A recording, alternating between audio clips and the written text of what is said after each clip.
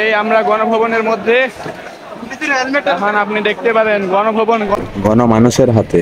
সবাই এসেছে সবার মতো করে, যে যার মতো করে আসবাবপত্র মালপত্র যা আছে নিয়ে যাচ্ছে। আমি রাস্তায় আসার সময় অনেক কিছু দেখেছি।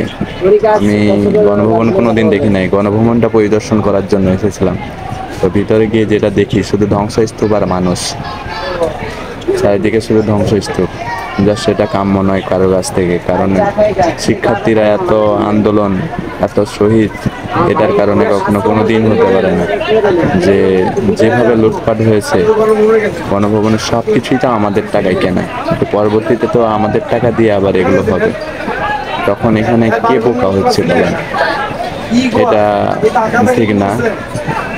যেটা হয়েছে গণভবনে কোনো কিছু দেখেন, আপনারা চারিদিকে তাকাতে পারেন যে কোনো কিছুই অক্ষত অবস্থায় নেই, সব ভাঙা। আর নিচে শুধু কাঁচের ভাঙা, কাঁচ আর প্রচুর মানুষ। আমি কিভাবে ঢুকেছি আমি এখন নিজেই বুঝতে পারছি না। অনেক মানুষ।